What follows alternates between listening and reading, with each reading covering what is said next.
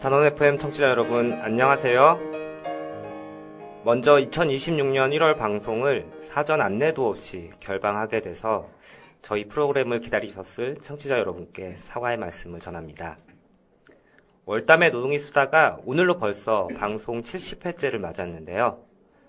그동안 청취자 여러분과 함께 나눠온 많은 소식과 고민들을 이대로 묵혀두지 않고 일터와 세상을 바꾸는 대안적 목소리로 울려 퍼질 수 있도록 앞으로 더욱 노력해 나가겠습니다. 오늘 70회 방송은 6개월간의 휴식을 마치고 여러분 곁으로 돌아온 월담과 함께하는 공단 뉴스의 단골 손님이죠. 이미숙님과의 반가운 만남으로 시작합니다. 이어지는 한노보연의 노동자 건강권 이야기 코너에서는 조건희 활동가님과 함께 스마트 안전보건 기술이 작은 사업장에 미칠 영향을 가늠해보는 시간을 마련했습니다. 두 코너 모두 기대해 주시고요. 오늘 첫 곡은 영화 세인트 엘모스 파이어의 오리지널 사운드 트랙에서 선곡해 봤는데요. 첫 번째 곡 함께 들으시겠습니다.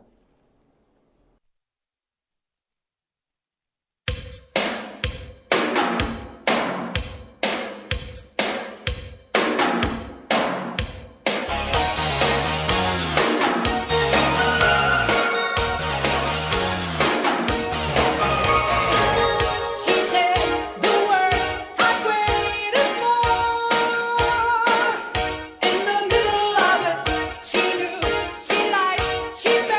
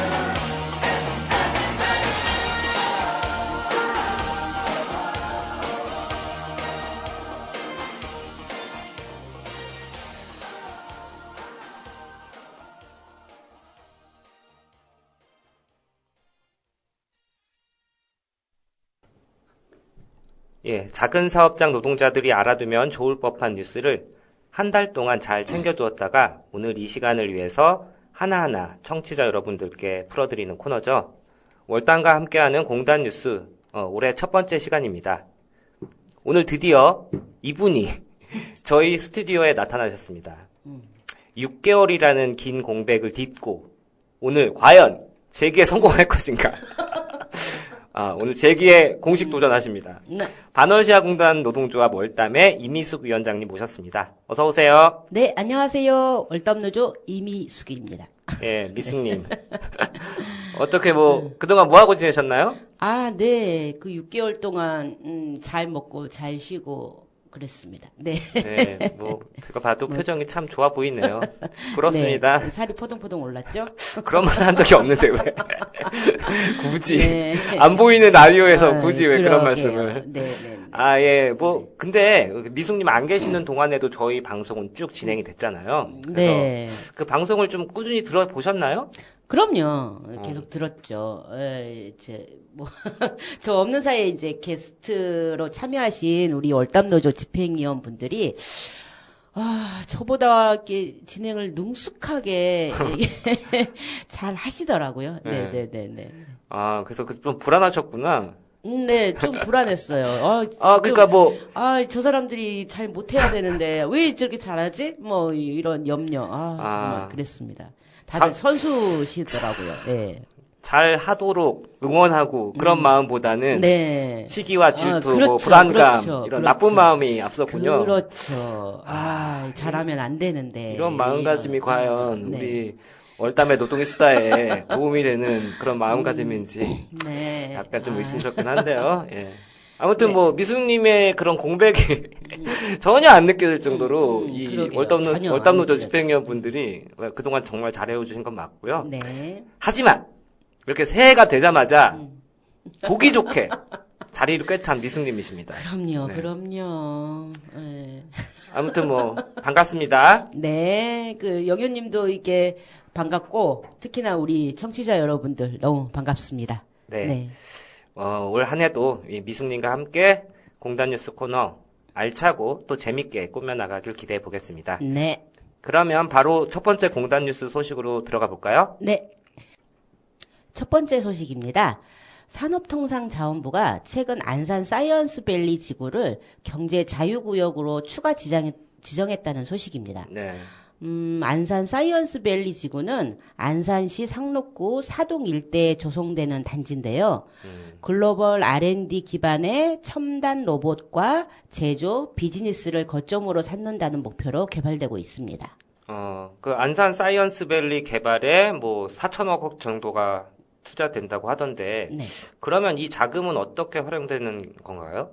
네, 말씀하신 대로 약 4천억 원 중에서 초기 투자금 3,592억 원은 이미 투입되었고요. 이후 추가로 513억 원이 더 투자될 예정입니다.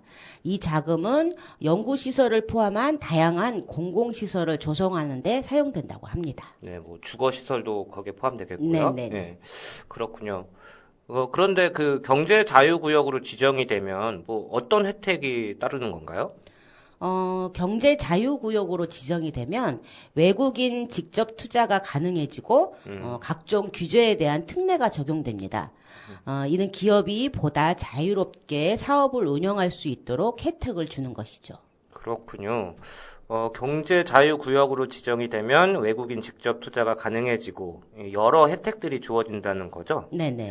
그러면 그로 인해서 노동자들에게 어떤 영향은 없는 걸까요? 피해라든지.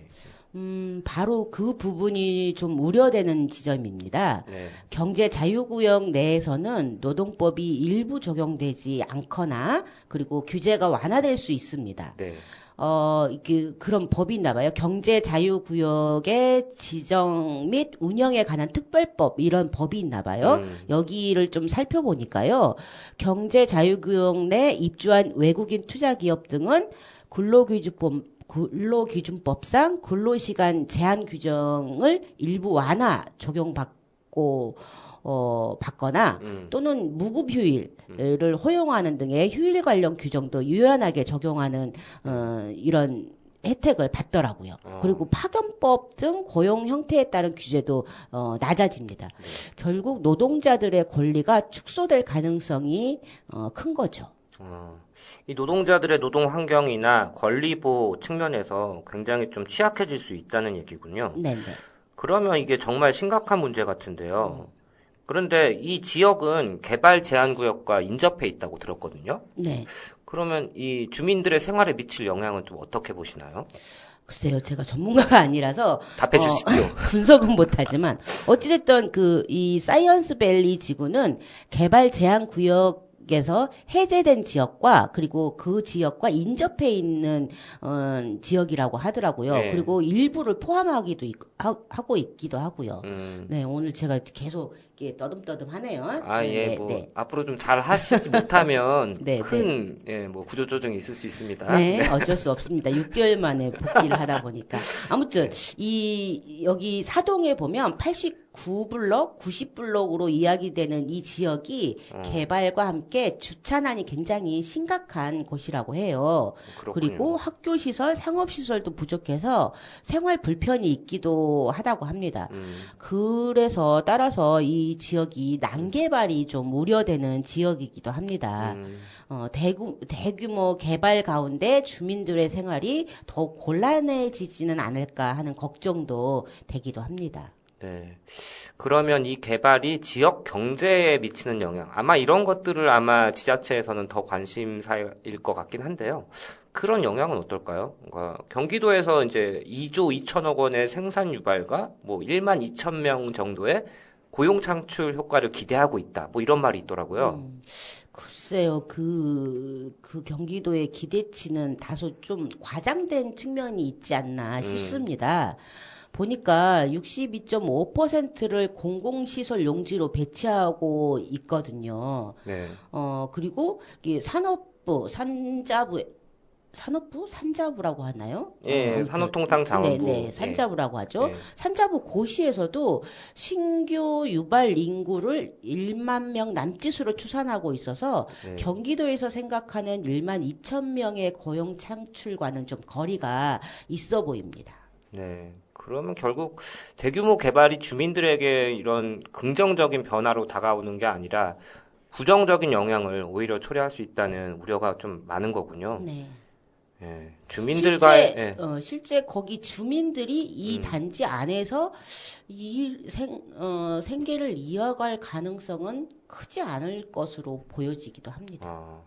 네. 원 주민들이 실제로 생활하면서도 또 경제 생활도 이제 연계될 수 있는 그런 방안들이 좀 마련이 돼야 될 텐데요. 네네. 그러자면 이제 주민들과의 소통이 정말 중요할 것 같고요. 예. 다음 소식 전해주시죠. 네. 다음 소식입니다. 오늘 그 산자부가 또 나오네요. 그러게요. 산자부가 1월 20일 날, 예. 이 산업단지를 규율하는 법이 하나 있거든요. 이게 네. 산업 직접 활성화 및 공장 설립에 관한 법률이에요. 네. 이 법률에 대한 시행령, 시행규칙, 그리고 산업단지 관리 지침에 대한 개정안을 발표를 했습니다. 네. 이번 개정안은 산업단지 내의 지식정보통신 산업의 범위를 대폭 확대하는 내용을 포함하고 있습니다. 구체적으로는 문화산업, 정보서비스업, 그리고 온라인 직업훈련과 같은 산업들이 이제 이 산업시설 구역에 입주할 수 있도록 허용된다는 것입니다. 또한 그 산업단지 외부에 위치한 지식산업센터에서도 생산활동 지원시설로서 오피스텔 거주를 인정하게 되었습니다. 네. 이 경영계에서는 이번 법 개정이 이제 사업 운영에 있어서 상당한 유연성을 제공할 것으로 기대된다. 이렇게 이야기하고 있더라고요. 네.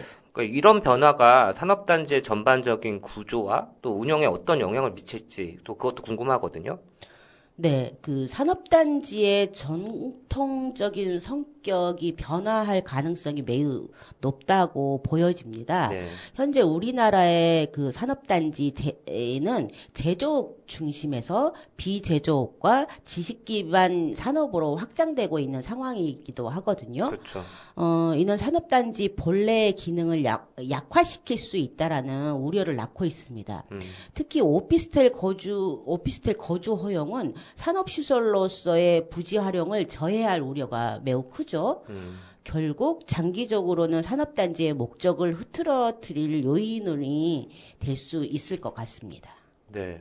말씀하신 대로 이러한 변화들이 긍정적으로 작용될 수도 있겠지만 무엇보다 관리 방안에 대한 좀 고민이 필요하겠네요. 네, 입주 기업의 성격 변화에 맞춰서 적절한 관리 방안을 마련하는 것이 매우 중요할 것 같아요. 네. 산업단지가 제조업 중심으로 운영될 때와는 다르게 다양한 산업이 혼재하게 되면 관리의 복잡성이 증가할 수밖에 없잖아요. 그렇죠.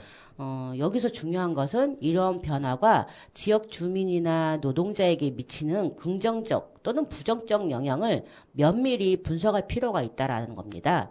그에 따른 정책적 대응이 필요하다는 지점도 강조하고 싶습니다. 네. 네. 그러니까 뭐 이런 정책들을 추진하면서 뭐 법률 개정이라든지 이렇게 될 때 자꾸 이제 산업의 그 산업 경제에 미치는 여러 가지 뭐 경제적 이익, 유발 효과 뭐 이런 것들만 강조하는데 정작 그 산업에 연루된 당사자들, 지역 주민들에게는 어떤 영향이 미치는지 이런 부분들이 너무 사소하게 취급되는 것 같아서 좀 걱정이긴 하네요.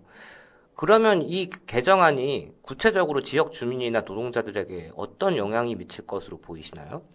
글쎄요, 그 노동자들과 지역 주민을 위한 정책이 단순히 편의성을 높이는 수준에 그쳐서는 안 될 것 같습니다. 네.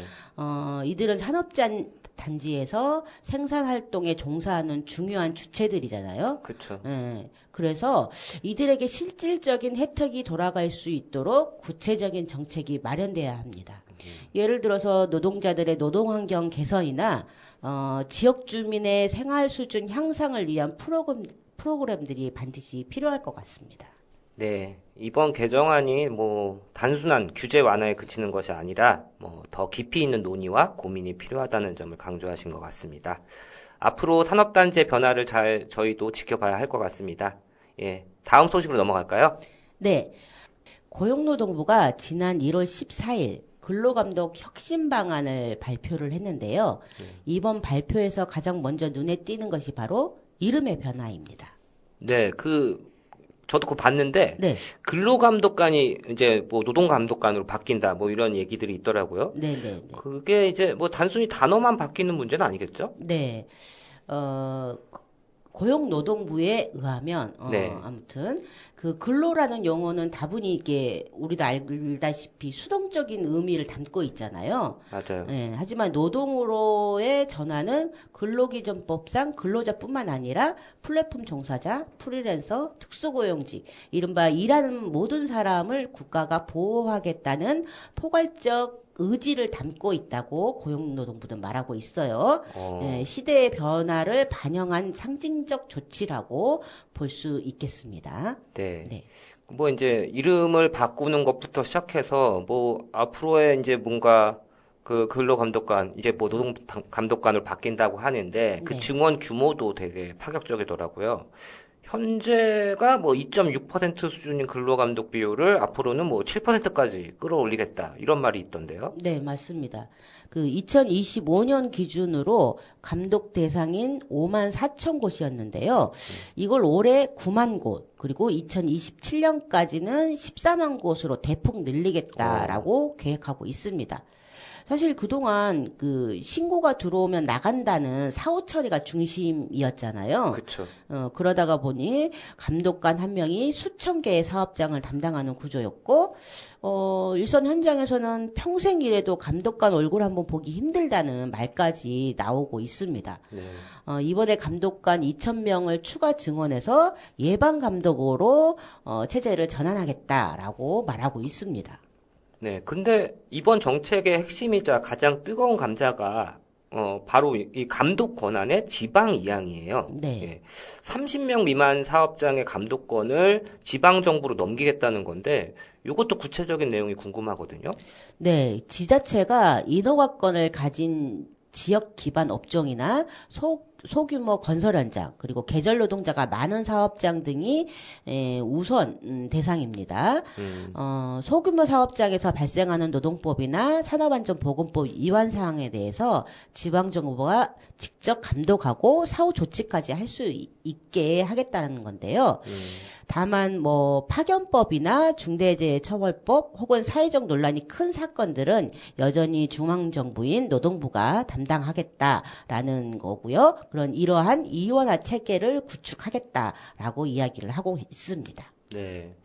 지자체가 나서게 되면 아무래도 지역 사정을 더 잘 알 테니까 꼼꼼하게 볼 수 있지 않을까 싶기도 한데 지난 1월 21일이었나요? 그때 이제 국회 공청회에서는 우려의 목소리가 더 높았다고 하더라고요. 네, 맞습니다. 뭐 기대하는 쪽에서는 그렇게 얘기를 해요. 중앙정부의 손이 닿지 않던 산당 구석구석을 지자체가 밀착 감시할 수 있다. 라는 점을 꼽고 있습니다.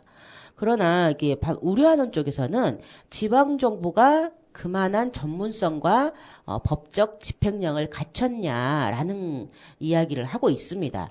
자칫 지방정부가 노동행정을 단순한 상담이나 복지 수준으로 여긴다면 법적 강제력이 약해지면서 오히려 노동권의 공백을 발생시킬 수 있다라는 지적이죠. 그렇겠네요. 예, 그리고 뭐 이번 정책의 핵심이 작은 사업장 노동자들이 첫 번째 대상인 거잖아요. 네, 그렇습니다. 산업단지의 작은 사업장 노동자들은 늘 사각지대에 있었습니다.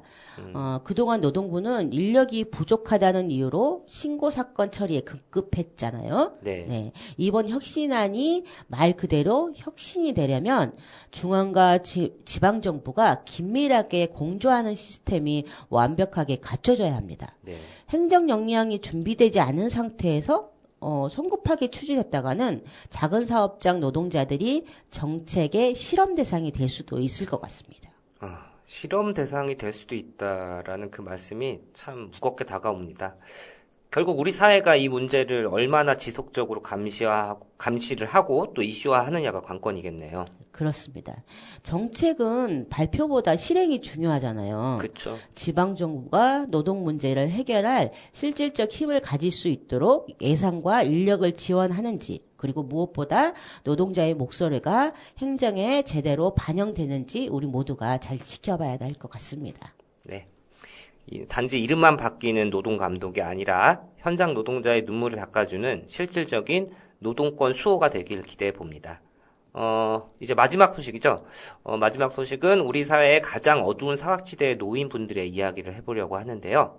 바로 100만 명을 넘어선 이주 노동자들의 권리 문제입니다. 그 이야기 한번 해주시죠. 네. 지난 1월 14일 국회에서 고용허가제 개편에 대한 토론회가 열렸다고 해요. 네. 이번 토론회에서 가장 핵심적으로 다뤄진 단어가 사업장 변경의 자유였습니다. 대한변호사협회 프로보노 지원센터 최정규 변호사님께서 이날 발제를 맡으셨나 봐요. 그 발제에서 현행 고용허가제가 가진 구조적 취약성을 정면으로 비판을 했습니다.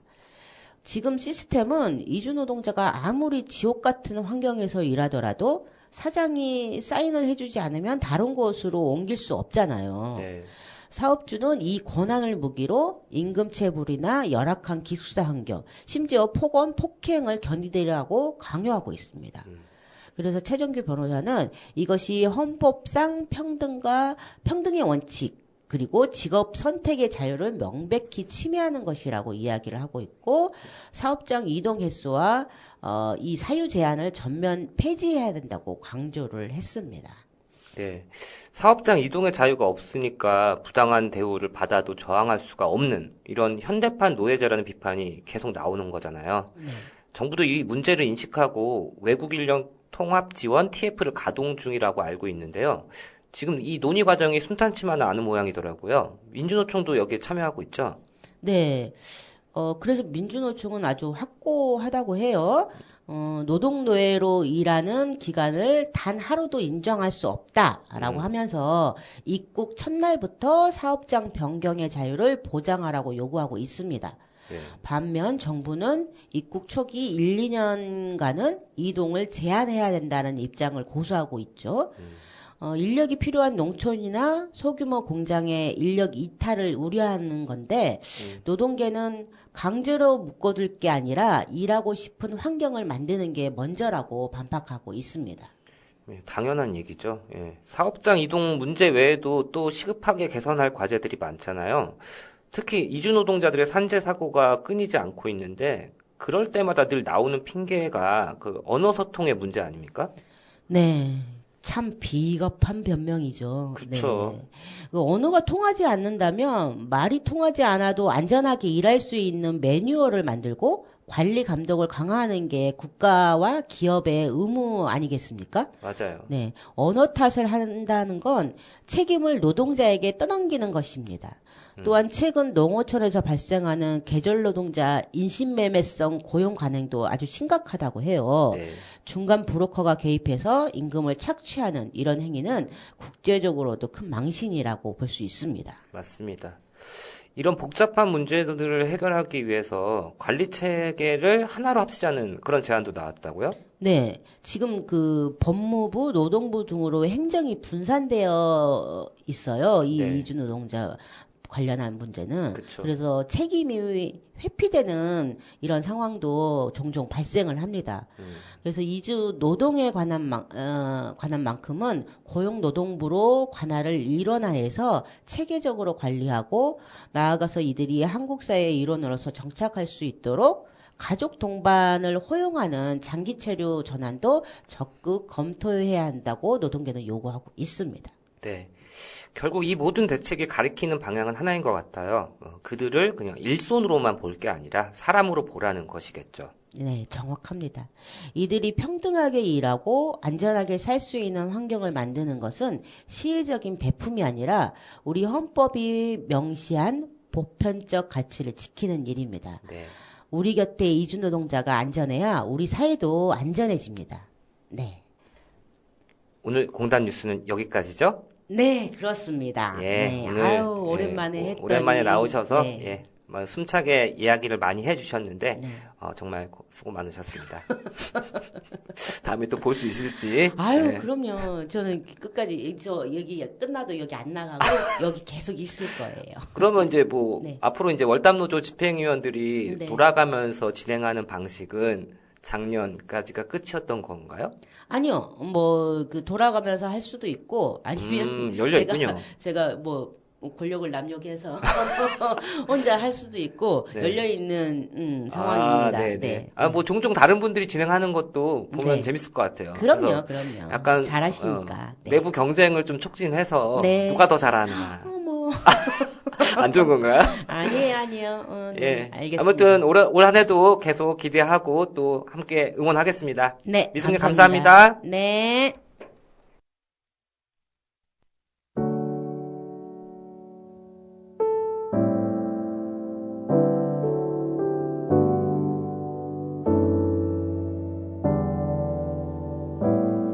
난 저기 숲이 돼볼게. 너는 자그마키만 한 언덕 위를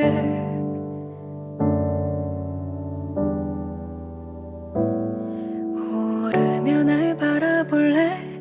나의 작은 마음 한 구석이어도 돼.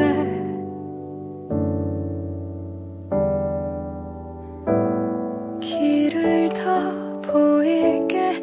나를 베어도 돼. 날 지나치지 마.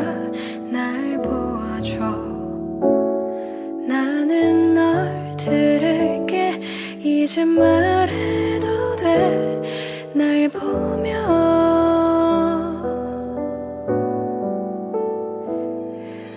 숲이 아닌 바다이던가. 옆엔 높은 나무가 있길래 하나라도 분명히 하고파. 난 이제 물에 가라앉으려나.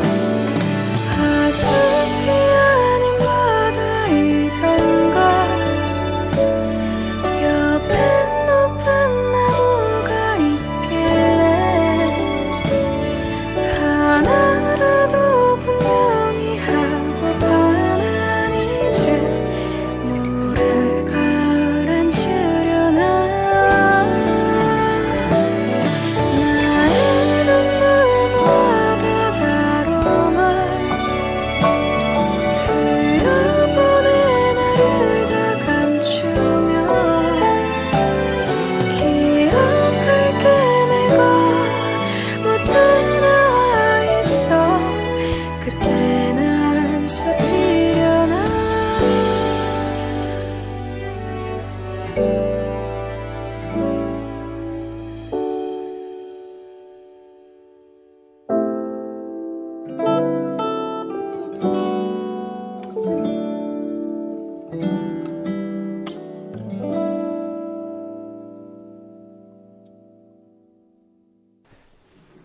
단원 FM 청취자 여러분과 함께 작은 사업장 노동자의 건강한 노동에 대해서 고민을 나누는 시간이죠. 한노보연의 노동자 건강권 이야기 코너입니다. 오늘 2026년 첫 번째 방송 시간은 한국노동안전보건연구소의 조건희 활동가님 모시고 함께 이야기 나눠보도록 하겠습니다. 어서 오세요. 네, 안녕하세요. 한국노동안전보건연구소 상근 활동가 조건이라고 합니다. 네, 건희님 반갑습니다. 오늘은 어떤 이야기 준비해 오셨을까요? 네. 청취자 여러분들도 다 잘 아시다시피, 이재명 정부 들어서 이제 노동안전과 관련된 대책이 어느 때보다 더 많이 강조되고 있지 않습니까? 그렇죠. 근데 작년에 11월 25일 날 고용노동부가 관련한 통계를 발표를 했는데, 네. 25년 1월부터 9월까지, 산재로 인한 사망자 수가 457명으로 오히려 전년보다 증가한 것으로 나타났거든요. 2025년 기준으로 457명이라고 아까 말씀하셨는데, 그럼 2024년, 그 전년도에는 어느 정도였나요? 네. 같은 기간인 1, 4분기에서 3, 4분기까지를 살펴보면, 이것은 사고 사망자인데요. 네. 2024년도에는 443명으로 나타났다고 합니다. 정말 늘었네요. 네, 그렇습니다. 아니, 사실, 이번 정부 들어서 사업장 안전보건 관리 실태를 보다 철저히 감독하고 규제하겠다, 이렇게 발표를 했는데도, 아직까지 현장이 크게 달라진 게 없나 봐요?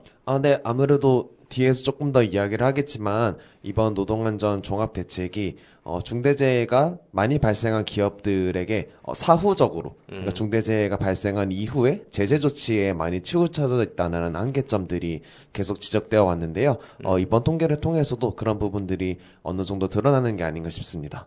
네, 참 안타까운 일이네요. 그러니까, 건희님 말씀은 사후적인 조치도 물론 그것도 중요하겠지만, 산재를 사전에 예방할 수 있는 대책들이 강화돼야 한다. 이런 말씀으로 저는 이해되는데요. 네, 맞습니다. 저희 한국노동안전보건연구소, 줄여서 한노보연이라고 하는데, 네. 그런 문제의식들을 계속 정부와 사회에 계속 이야기를 해왔습니다. 사실 재해가 발생하는 근본적인 원인들을 제대로 포착하고 다루지 않는다면, 그것이 빠진 형태에서의 처벌, 또는 제재로 짜여진 대책은 큰 효과를 거두기가 좀 어렵기 때문입니다. 네. 그러니까 처벌과 제재라는 회초리도 필요하지만 뭔가 좀 더 긴 안목으로 산재 예방 정책이 나와줘야 하는데 그런 부분이 좀 아쉽다는 말씀이시잖아요. 네, 맞습니다. 대통령이 직접 산재나 중대재해 현황들을 챙겨야 한다 이렇게 이야기하는 것 자체는 어느 정도 반가운 일인 것은 맞지만 그렇게 대통령이 말을 한다라는 것이 시스템으로 바로 이어진다고 볼 수는 없는 거잖아요. 네. 말씀하신 것처럼 정부의 감독 행정 기능이라고 하는 게 안전보건 시스템 구축을 위해서 당연히 필요한 역할이긴 한데 그렇다고 해서 또 그게 전부는 아니잖아요. 네, 맞습니다. 정부의 감독 행정은 어쨌거나 위로부터의 규제나 감시 수단이고 그것과 함께 이제 아래로부터의 그런 사업장의 안전보건 역량을 강화하는 방편이 같이 고민이 되어야 되고 사실상 그것을 실현하는 주체들은 현장 노동자들이지 않습니까? 네. 그래서 그런 부분들이 함께 되어 있지 않는다면 이런 대책들만으로는 당연히 큰 효과를 거두기란 어렵다고 생각합니다. 네. 지금이야 이재명 정부가 임기 초반이기도 하고, 아직은 이제 국정 전반에 대한 대통령의 그 장악력이 상당히 강한, 기세등등한 시기잖아요. 산재 문제에 대한 대통령 그 개인의 높은 관심과 의지, 이런 것들이 지금 당장이야 정책으로 빠르게 반영될 수도 있고, 또 집행으로 이어지기도 하지만, 이게 과연 얼마나 지속 가능할 거냐, 그런 것도 좀 고민이 필요하지 않을까? 저는 그런 생각도 들더라고요. 네, 저도 동의합니다. 안 그래도 조금 더 장기적이고 지속 가능한 대책이 사회 전반적으로 매우 중요하다라고 보여지는데요. 아까 처음에 그런 산재 근절 대책으로부터 계속 얘기가 나왔는데 그런 것들 효과를 거두려면 한국 사회가 그럼 어떻게 노동의 현실과 구조가 이루어져 있냐 이런 것들을 조금 더 자세히 들여다 필요가 있다고 생각합니다. 네, 그 구조적인 진단이 필요하다는 말씀인데 그 말씀은 혹시 어떤 의미일까요? 네, 작년 9월 15일에 이재명 정부가 노동안전 종합대책이라는 이름으로 산재 사망사고 감축을 위한 정책을 발표한 것은 이미 아실 거라고 생각을 하는데요. 네, 그 작년에 저희 방송에서 한번 다루기도 했었죠. 예.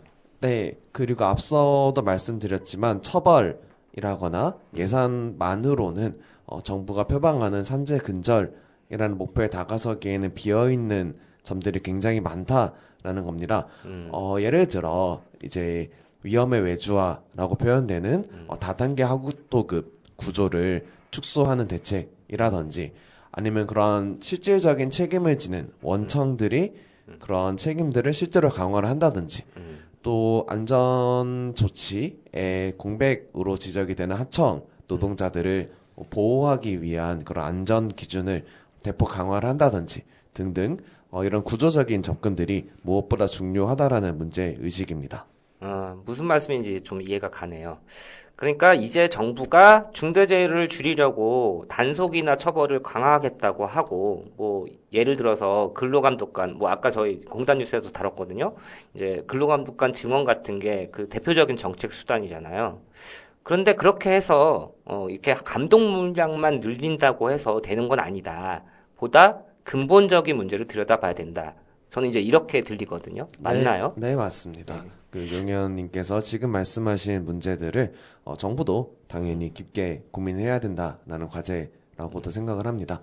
사실 이야기 시작하면서 아까 정부가 고용노동부가 발표했던 산재 사망 통계를 잠깐 이야기했었는데요. 그거 조금 더 자세하게 말씀드리면 좋을 것 같습니다. 네, 아까 첫머리에 얘기하셨던 부분. 그 25년도 산재 사망자 수가 24년보다 오히려 늘었다고 그렇게 하셨죠? 네, 그러니까 443명에서 457명 이런 이야기로 했는데요. 네. 그것과 함께 2024년 기준 통계에서 사고 사망 재해자의 81%, 670명이 2024년에 사고로 사망한 재해자의 81%가 670명인데 그 670명이 50인 미만 사업장에서 발생했다라는 점입니다. 네, 반대로 이제 대규모 사업장, 이제 노동자 숫자가 많은 그런 대규모 사업장의 산재 사망자의 경우는 24년을 포함하여 최근 몇 년 동안 꾸준히 감소하고 있는 추세라는 점도 있습니다. 그러니까 역시나 작은 사업장에서 산재 사망 사고가 줄어들지 않고 있는 거네요.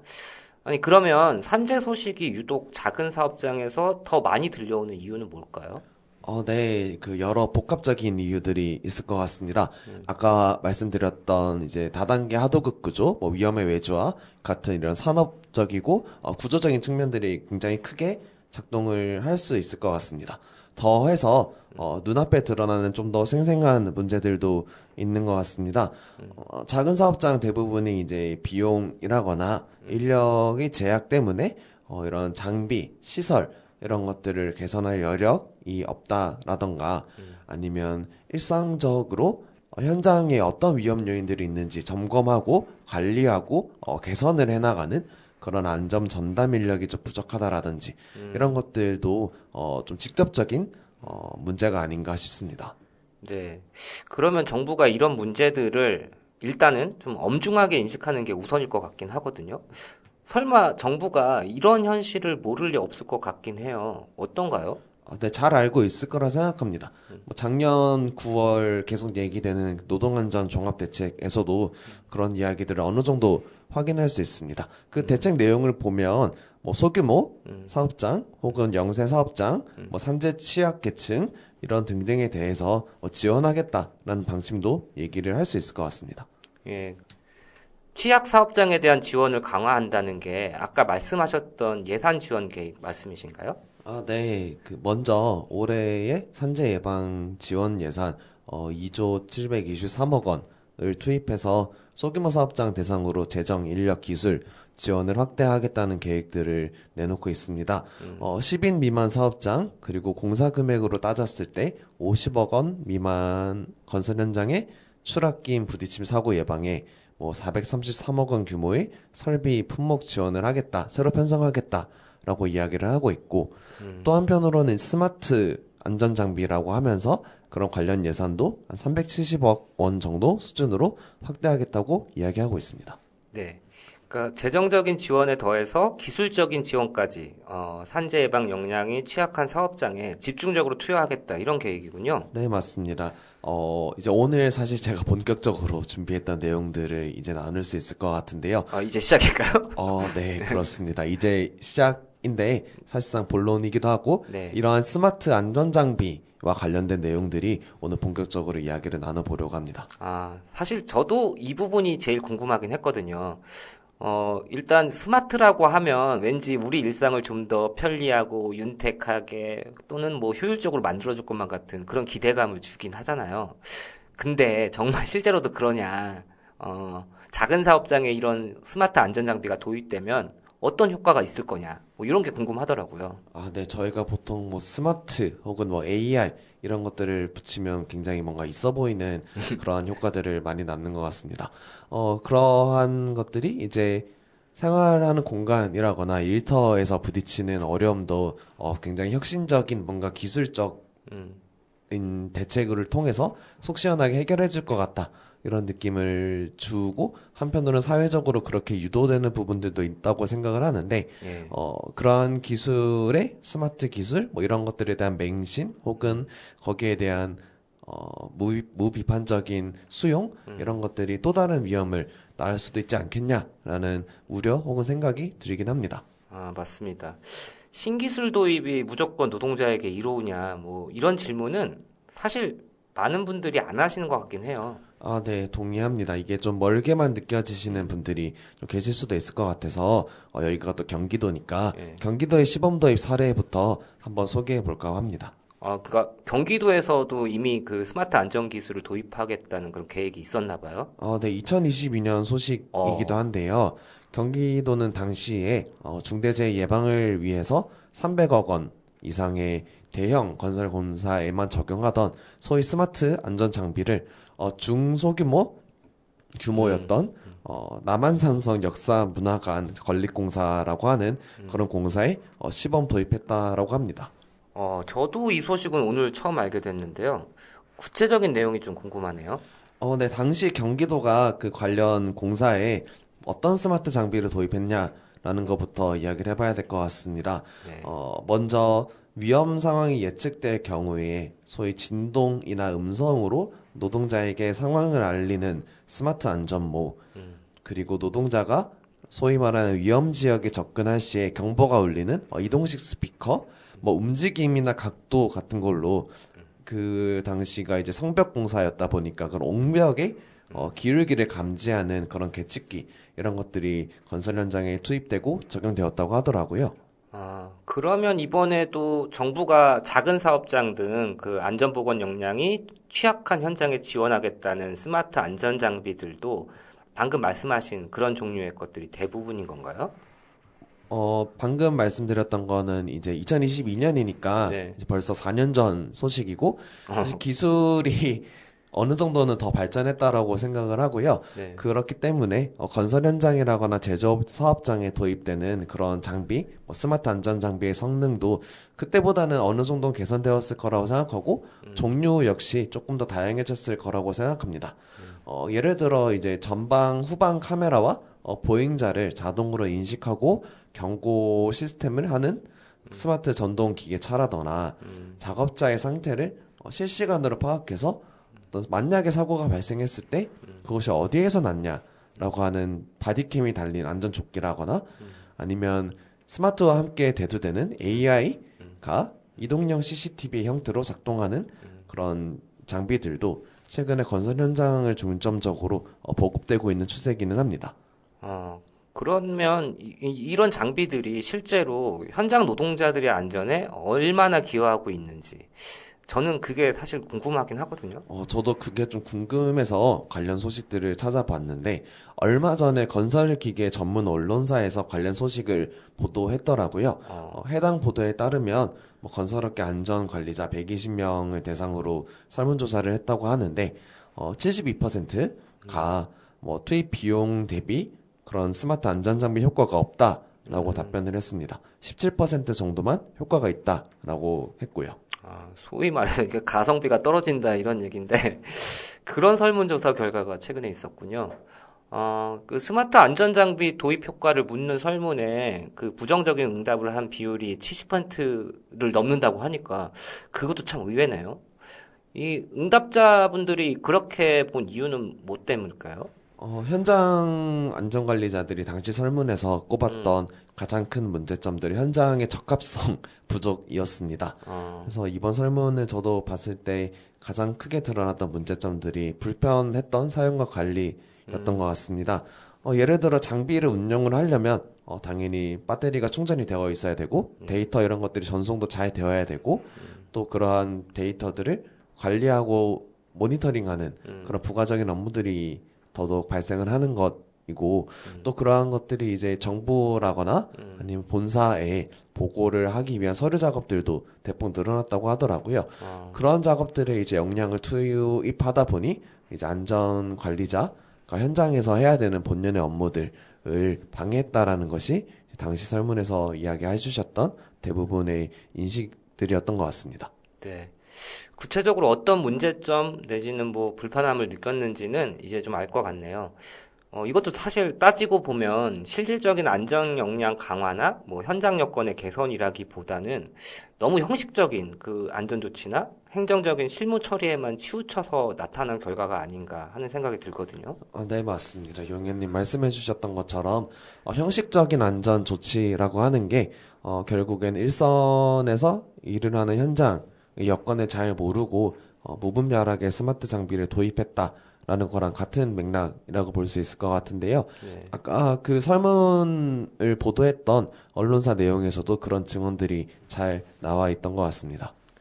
네. 그럼 그 건희님께서 아까 언론 보도에 나온 현장 안전관리자들의 그 인터뷰 내용들, 요것을 한번 소개해 주시면 좋을 것 같습니다. 네, 제가 몇 가지만 인용을 하면 좋을 것 같은데요.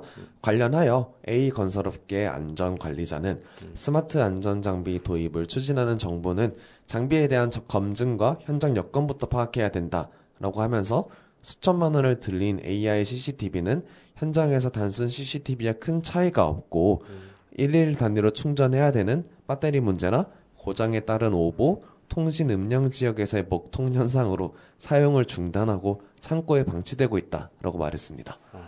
또 B 건설업체의 안전관리자도 정부 지원 사업이나 수주 시에 가점으로 어쩔 수 없이 장비를 들여놓는 소위 보여주기식 도입이 현장에 만연하다라고 하면서 무분별한 도입에 초점을 맞춘다기보다 현장에서 그것이 실제로 작동 가능한 기술인지 검증하는 체계를 구축하고 안전관리자의 업무 효율을 높일 수 있는 시스템을 마련하는 것이 필요하다라는 제언을 했다라고 합니다.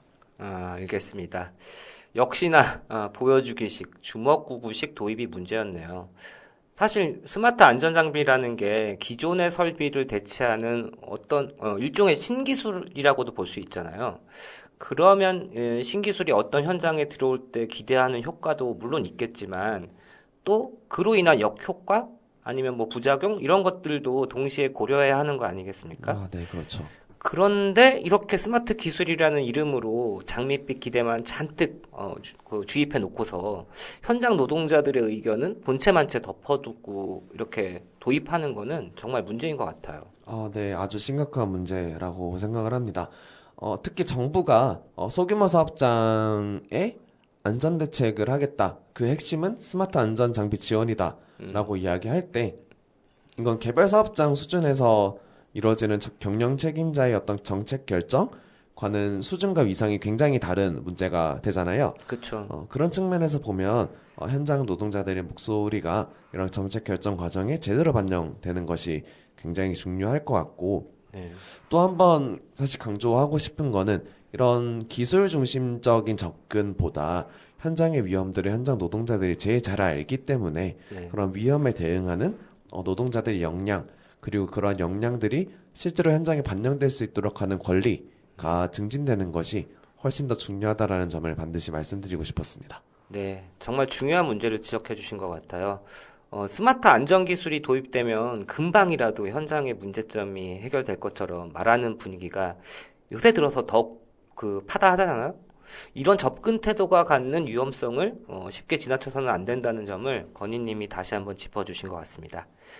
오늘 한노부연의 노동자 건강권 이야기 코너는 작은 사업장을 비롯해서 위험 대응 역량이 취약한 사업장에 정부가 집중 지원한다는 스마트 안전기술의 허가시를 간단히 살펴봤는데요.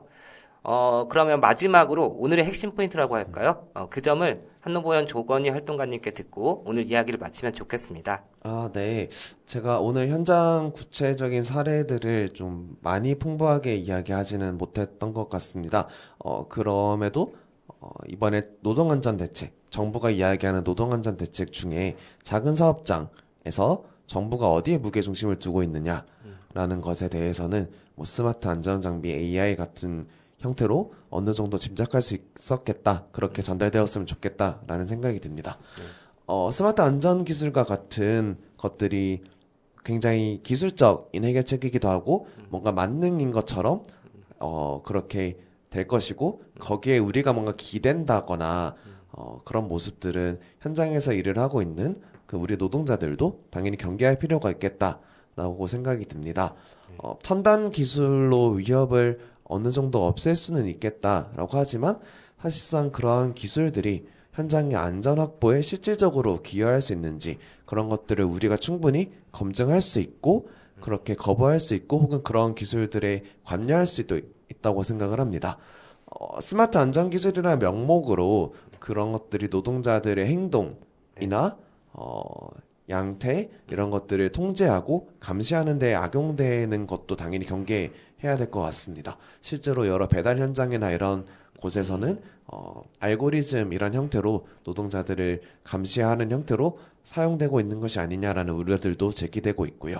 네. 그런 부분들이 아니라 실제로 그런 스마트 안전 기술이라고 하는 것들이 실제 현장의 안전을 강화하는 데 도움이 된다라는 것을 입증이 된다면 그러한 기술들이 노동자들이 통제할 수 있도록 하는 그런 수단으로 노동자들이 활용할 수 있게 하는 것이 앞으로 중요한 과제가 아닌가 싶었습니다. 네. 네, 그리고 마지막으로 좀 드리고 싶었던 이야기는 기술이라는 것이 어디까지나 이것은 수단일 뿐이지 그거 자체가 목적이 되어서는 안 된다라고 생각을 합니다. 특히 이번에 정부가 산재 예방하겠다라고 하면서 첨단 기술이 중요한 역할을 할 것이다 라고 하면서 무분별하게 도입을 하는 것은 오히려 뭐 위험의 외주화라거나 다단계 하도급 구조 등 구조적인 문제들을 은폐하고 어떤 현장의 안전을 실질적으로 책임져야 되는 기업이라거나 사업주 등의 책임들을 기술에 전가하는 방식으로 작동할 수 있는 위험도 충분히 크다라고 생각을 합니다. 네. 사실 온갖 것들에 스마트가 붙으면 굉장히 뭔가 장밋빛 미래가 그려지는 것처럼 이야기가 될 수도 있는 상황인 것 같은데요. 네. 사실 그러한 기술들이 미칠 영향에 대해서는 반드시 어떤 윤리적인 논의들이 사회적으로 선행이 되어야 된다라고 생각을 합니다. 그리고 그러한 기술의 발전 방향들에 대해서도 사회적으로 논의하고 노동자들이 관여할 수 있다라고 생각을 합니다. 예를 들어 우리가 헬스장에서 자주 사용하고 있는 트레드밀이 예전엔 죄수들을 고문하는 기구였다가 그것이 이제 여러 사회적인 논의 과정을 통해서 이제 헬스장에서 운동하는 형태로 충분히 기술의 방향이 변했지 않습니까? 네. 그런 것처럼 뭔가 기술이 현실과 동떨어진 무언가가 아니라 그러한 기술들을 우리가 충분히 관여할 수 있고 그 관여를 할 때 실질적으로 위험에 대한 통제를 노동자들이 할 수 있는 그런 권리를 뒷받침하는 용도로 활용될 수 있는 것이 굉장히 중요하다라고 생각을 합니다. 그렇게 현장의 안전을 실질적으로 강화할 수 있는 방향으로 기술들을 활용할 수 있는 그런 제도적 장치, 뭐 사회적인 힘, 합의 이런 것들이 좀 마련될 필요가 있지 않을까라는 말씀을 드리겠습니다. 네. 아주 잘 정리를 해주신 것 같고요. 제가 뭐 두 번, 세 번 다시 정리할 필요는 없을 것 같습니다. 이런 이야기들이 결국에는 우리가 얘기하는 이윤보다 노동자의 건강과 안전이 우선이다라는 그 맥락과 맞닿아 있는 문제의식이라는 생각이 듭니다. 기술 도입이 반드시 그게 뭐 AI라고 부르든 스마트 안전 기술이라고 부르든 반드시 그것이 노동자의 안전을 담보할 수는 없다라는 것이고 그것이 만약에 현장에 도입된다는 이야기가 나왔을 때에는 현장에 계신 작은 사업장까지 포함해서 하는 얘기겠죠. 현장에 계신 당사자들이 과연 그것이 정말로 우리 현장에 어떤 도움이 될 것인가, 혹은 어떤 위험을 낳을 수 있는가라는 것들이 충분히 논의되고 나서 이런 도입들이 이루어질 수 있도록 노동자의 목소리가 반영되는 구조를 만드는 것이 정말로 중요하겠다는 생각이 듭니다. 예, 오늘 이야기 나눠주셔서 정말 감사하고요. 벌써 시간이 다 됐군요. 그러면 오늘 한노부연의 노동자 건강권 이야기, 월드함과 함께하는 노동의 수다 모두 마치도록 하겠습니다. 다음 이 시간에 또 뵙겠습니다. 안녕히 계세요. 안녕히 계세요.